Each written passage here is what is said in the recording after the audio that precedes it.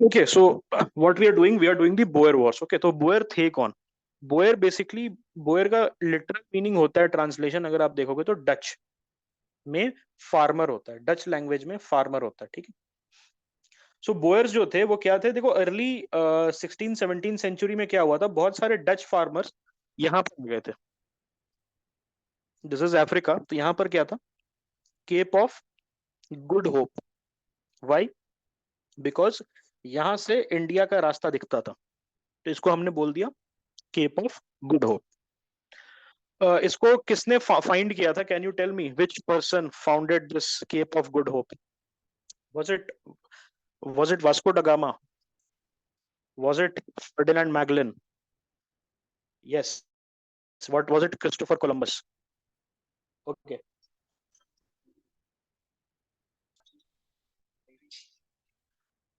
ठीक है, तो Cape of Good Hope was founded in the 15 century.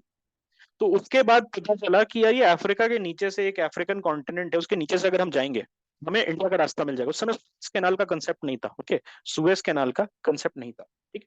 So cap of Good hope के वजह से बहुत सारे शिप्स जाने लगे इस रास्ते से। This is south Africa, okay, southern Africa, not the country but the southern, okay, southern part of Africa.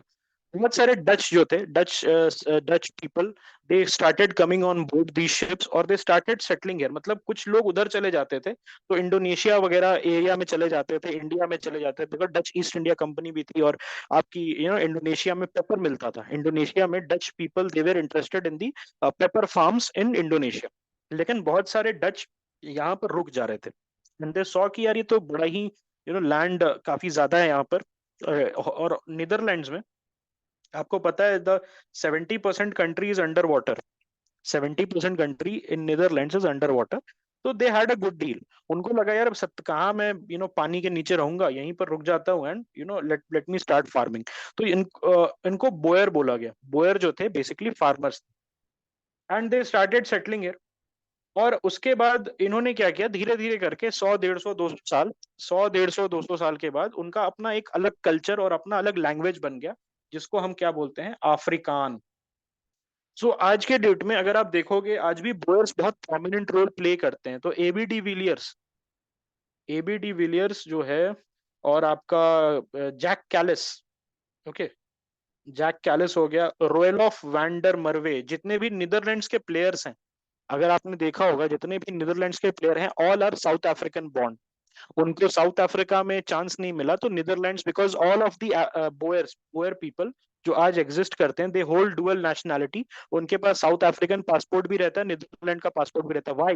Because Netherlands तो ओरिजिनली आए हैं। तो जितने भी आप प्लेयर्स हैं, AB de Villiers, Jack Kallis, okay, और then the Quinton de Kock, ये सारे है कौन? These are the Boer people, okay, and they speak Afrikaans which is very similar to Dutch language, लेकिन थोड़ा सा डिफरेंट होता है, okay. So these people they started settling, और बड़े बड़े फार्म्स पे, मतलब 100 150 एकड़ से नीचे तो कोई फार्मिंग करता नहीं था, because land was available so cheaply, land was available so freely. Then the British came, okay, जैसे हमेशा आते हैं ब्रिटिश काम बिगाड़ने, ब्रिटिश यहाँ भी आ गए। 1806 में आए और उन्होंने जो केप कॉलोनी था डच का, उसको सीज कर लिया। And the Boyer they started एक फियर्स इंडिपेंडेंस मूवमेंट स्टार्ट किया कि यार ये ब्रिटिश जो कैप्चर है उसको हम एक्सपेक्ट नहीं कर रहे थे। Now what we are going to do, we are going to fight the British, okay. And then उसके बाद व्हाट हैपेंड कि उन्होंने किया कि मुझे अपना वे ऑफ लाइफ ब्रिटिश करने नहीं दे रहे। What was their way of life?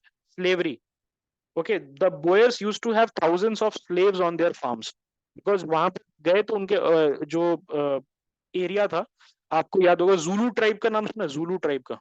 तो जूलू ट्राइब वगैरह वहां रहते थे, तो they were very primitive, they were very rudimentary.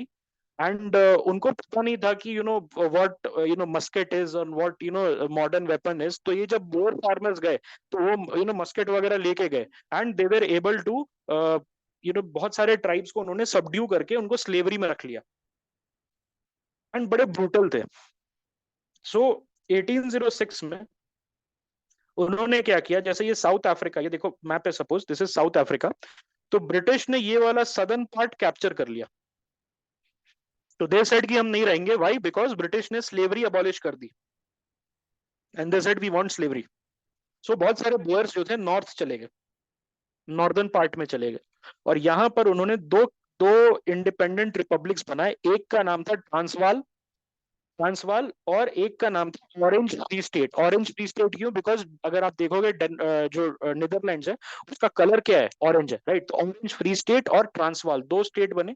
एक का नाम था ट्रांसवाल और एक का नाम था ऑरेंज फ्री स्टेट। कैसे बना?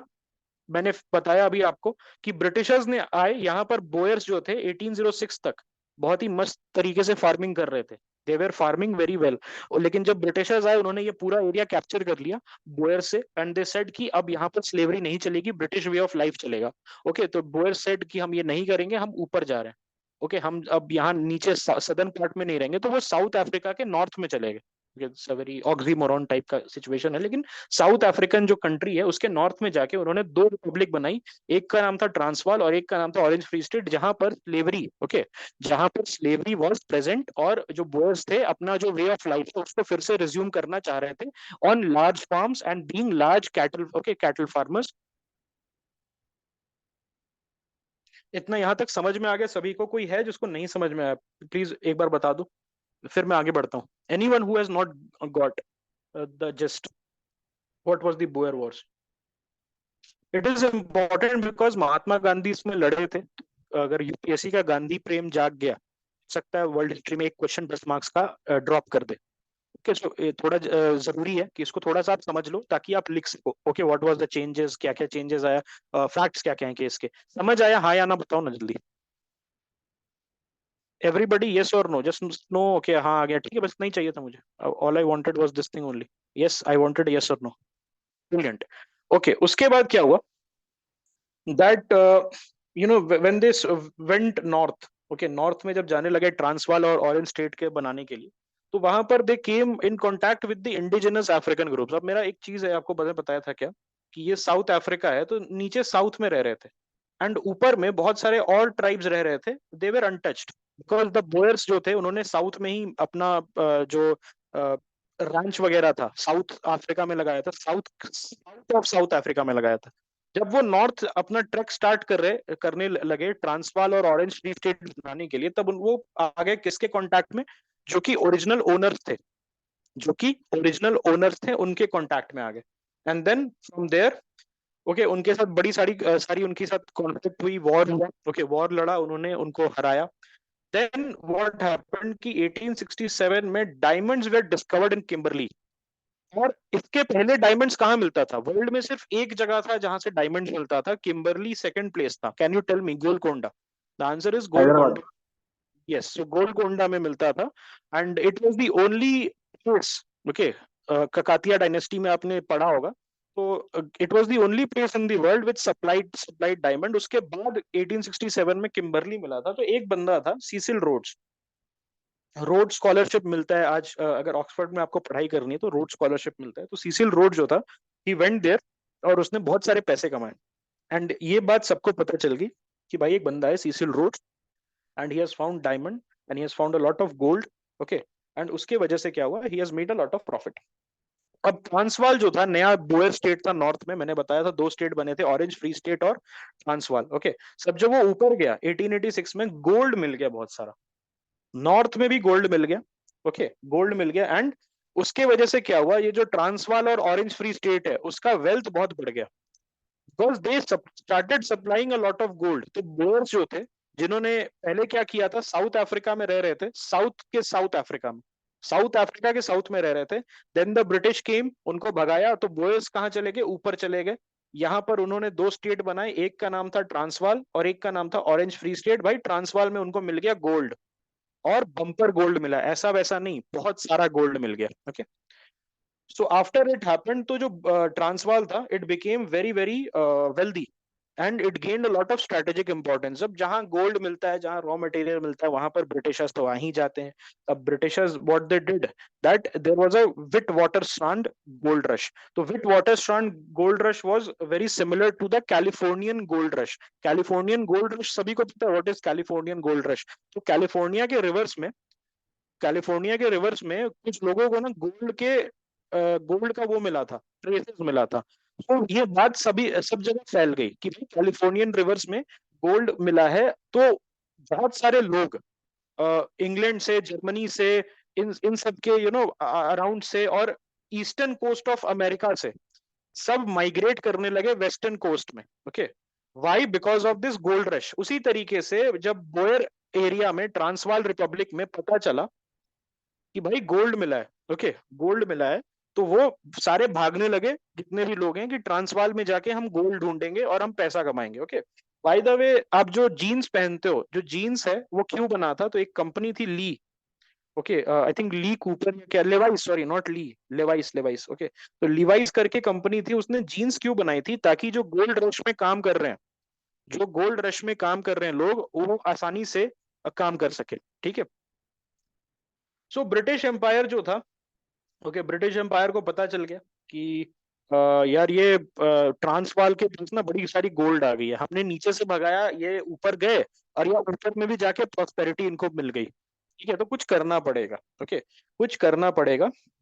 तो ब्रिटिश इंपीरियल थिंकर, जिसमें सीसिल रोड था, जो बिलियनियर हो चुका था, and he made a lot of money through Kimberley and by selling gold. तो उसने बोला कि यार ब्रिटिशर्स को जाके ट्रांसवाल और दिस ऑरेंज फ्री स्टेट को जाके सबड्यू करना चाहिए और अपने कंट्रोल में लाना चाहिए। Okay, alright, yes. और एक और चीज थी कि उसने बोला कि हम केप टाउन से, सदर्न केप टाउन से कायरो तक, Cairo is in Egypt, North Africa, और Cape Town is in the extreme south, एक रेलवे लाइन बनाएंगे। लेकिन उसके बीच में क्या आ रहा था? ट्रांसवाल, और ये ट्रांसवाल हो गया आपका, और आपका Orange Free State, both of these are were coming in the vision, कि जो एक सिंगल रेलवे लाइन कायरो से लेके केप टाउन तक जाएगी, ब्रिटिश सुप्रीमेसी इन अफ्रीका को दिखाएगी। ओके, उसके लिए हमें ऑरेंज फ्री स्टेट और ट्रांसवाल को सबड्यू करना है।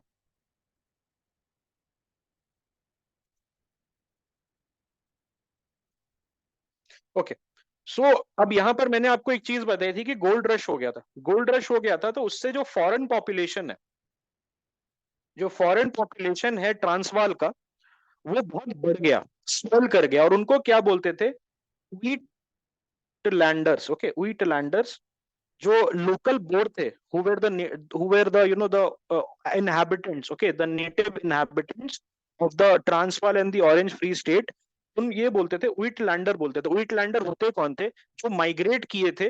ओके, ऑलराइट, ओके, जो माइग्रेट किए थे बेसिकली इस एरिया में, ऑलराइट, इस एरिया में for looking for gold. Okay, they wanted to look for gold.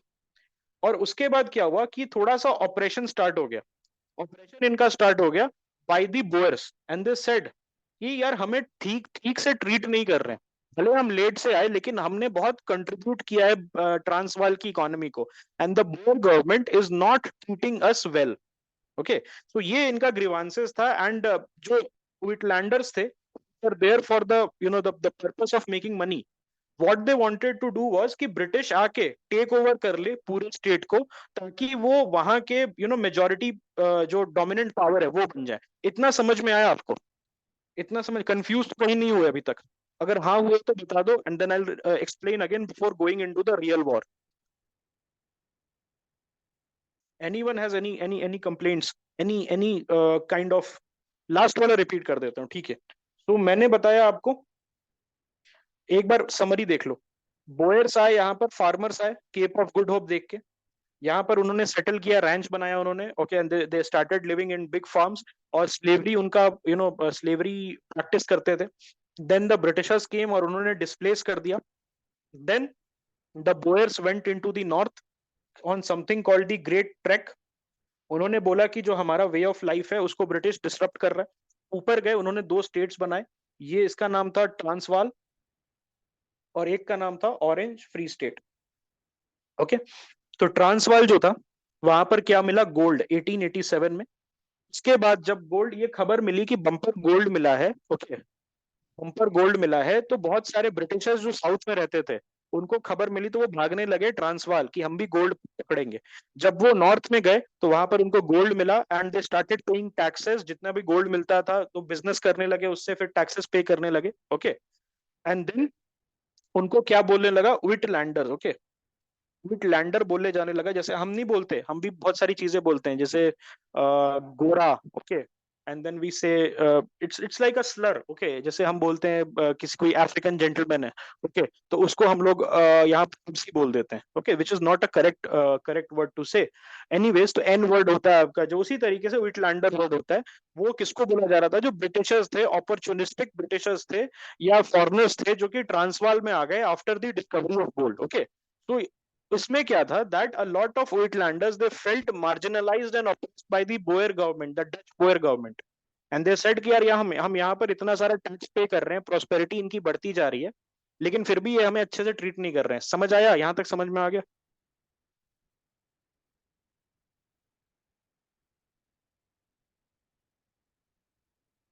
Where you guys able to understand this? Yes. तो उसके बाद क्या हुआ? Finally Boer war happened.